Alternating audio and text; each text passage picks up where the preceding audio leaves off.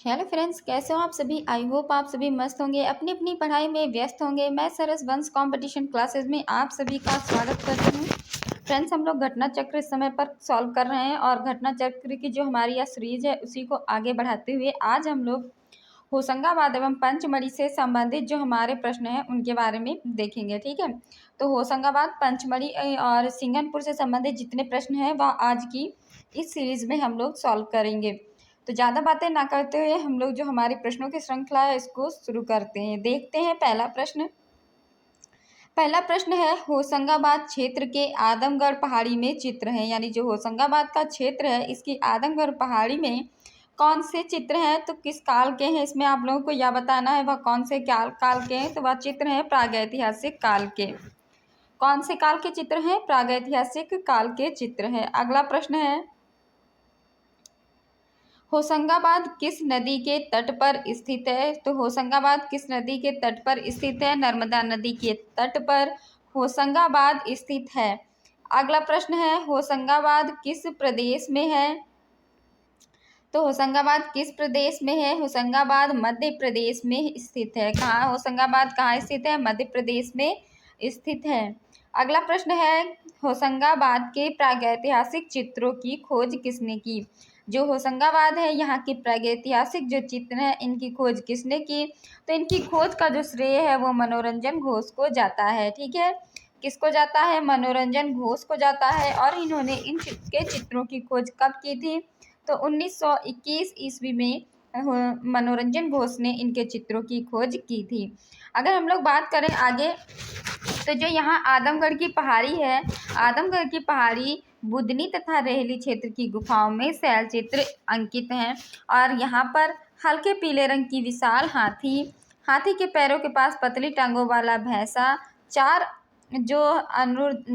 धनुर्धारियों वाला गतिपूर्ण चित्र एवं वन्य जीव का सुंदर चित्र मिलता है। देखिए, परीक्षा में पूछा जाता है कि चार धनुर्धारियों का चित्र कहाँ से मिलता है। तो होशंगाबाद से मिलता है। या बारहसिंघा का चित्र कहाँ से मिलता है। तो छलांग लगाते हुए बारहसिंघा का चित्र कहाँ से मिलता है? होशंगाबाद से मिलता है।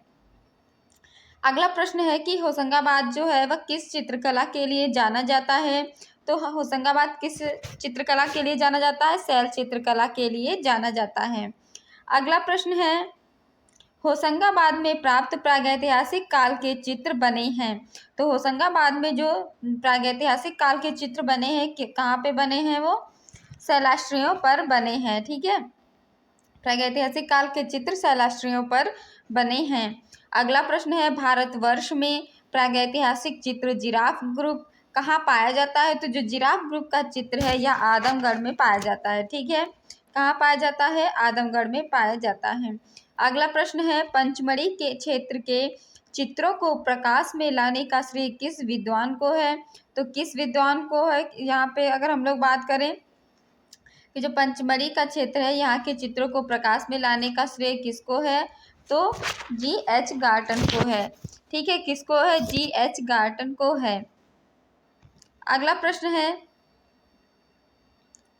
देखिए पंचमढ़ी से संबंधित कुछ जानकारी और है जो मैं आप लोगों को बता दूं कि जो पंचमढ़ी है वह कहाँ स्थित है? मध्य प्रदेश में स्थित है। और अगर पहाड़ी पूछी जाए तो पहाड़ी महादेव पर्वत श्रृंखला हो जाएगी। ठीक है, किसने इसकी खोज की? D.H. गार्टन ने इसकी खोज की। और जो G.R. हंटर द्वारा इसका परिचय दिया गया था। इसीलिए कहीं कहीं पर D.H. गार्टन का नाम नहीं होता है, G.R. हंटर का नाम होता है। तो आप G.R. हंटर को सही कीजिएगा। और वैसे इसका जो सही आंसर होगा वो D.H. गार्डन ही होगा। ठीक है, क्या होगा? D.H. गार्डन। फिर बात करें हम लोग कि हंटर जो है, हंटर ने वर्ष 1932 में कांग्रेस जो है वर्ष 1932 में Congress of the pre and proto historic sciences में दिए गए व्यक्तित्व में यहाँ के शैल चित्रों का परिचय दिया है। अब हम लोग बात करते हैं कि जो पंचमढ़ी है, पंचमढ़ी में 5 गुफाएं जो हैं इनको काट कर बनाई गई हैं। ठीक है, पंचमढ़ी में 5 गुफाएं पत्थरों को काट कर बनाई गई हैं, जिसके बारे में मान्यता है कि कभी ये पांडवों के वनवास कालीन निवास स्थान था। ठीक है, क्या मान्यता है कि जब जो पांडव थे उनको जब वनवास मिला था तो वो यहीं रहे थे। अगले प्रश्न के बारे में अगर हम लोग बात करें तो यहाँ के गुफाओं एवं शैलाश्रयों से पशु एवं आखेट के दृश्य के अतिरिक्त मानव के क्रियाकलापों के चित्र भी मिलते हैं। ठीक है, अगला क्या है। हाँ, ये वाला प्रश्न जो है कि बाजार के में एक बकरी का बड़ा दृश्य ये कहाँ से है, तो यह भी कहाँ से है, पंचमढ़ी से है। और मांडा देव की गुफा की छत पर विशालकाय चीते का आखेट, इसका दृश्य कहाँ से है, यह भी पंचमढ़ी से है। इमली खो अगर पूछा जाए, देखिए सांभर के आखेट का चित्र आता है, वह भी यहीं से होगा। ठीक है, और 5 धनुर्धर मिलकर बैल का शिकार कर रहे हैं, यह सभी चित्र कहाँ से पाए गए हैं, पंचमढ़ी से पाए गए हैं। अब बात करते हैं कि पंचमढ़ी क्षेत्र के चित्रों को प्रकाश में लाने का श्रेय किसका है, तो यहाँ के चित्रों को प्रकाश में लाने का श्रेय D.H. गार्डन को है। फिर हम लोग अगला प्रश्न देखते हैं, पंचमढ़ी के चित्रों की खोज किसने की, तो इसका भी आंसर क्या होगा, D.H. गार्डन ने पंचमढ़ी क्षेत्र के चित्रों की खोज की। फिर हम लोग बात करते हैं कि पंचमढ़ी की खोज की किसने की, पंचमढ़ी की खोज, देखिए इसमें गार्डन का नाम नहीं है, यहाँ पे हंटर का नाम है, तो ये हंटर यहाँ पे सही आंसर होगा। ठीक है, ये आप लोग ध्यान रखिएगा कि अगर गार्डन है तो गार्डन ही सही रहेगा, क्योंकि हंटर ने इसके बारे में बताया था। ठीक है, अगला प्रश्न है, पंचमढ़ी गुफाएं किससे संबंधित हैं, तो अभी हम लोगों ने पढ़ा था कि ऐसा माना जाता है कि यहाँ पांडव निवास करते थे जब उनको वनवास दिया गया था, इसीलिए इसको पांडव के नाम से भी जाना जाता है। ठीक है, अगला प्रश्न है, पंचमढ़ी गुफा चित्र किस प्रदेश में है, तो पंचमढ़ी के जो गुफा चित्र है वह मध्य प्रदेश में स्थित है।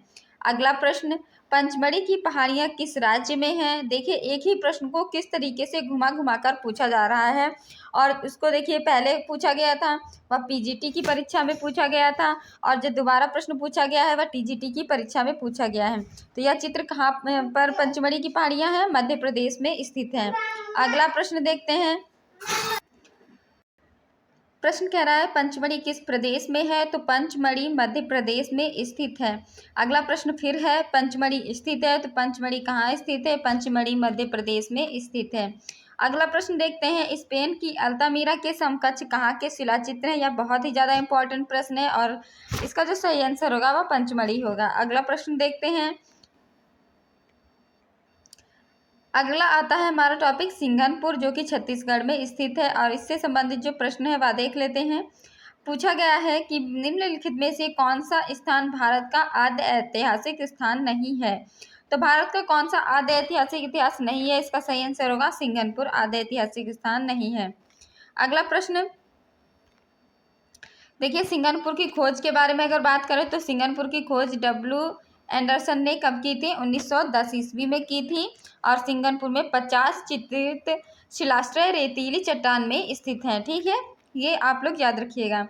अगला प्रश्न है, सिंघनपुर स्थान प्रसिद्ध है, तो जो सिंघनपुर स्थान है वह किस लिए प्रसिद्ध है, प्रागैतिहासिक गुहा चित्रों के लिए सिंघनपुर स्थान प्रसिद्ध है। किस लिए प्रसिद्ध है, प्रागैतिहासिक गुहा चित्रों के लिए।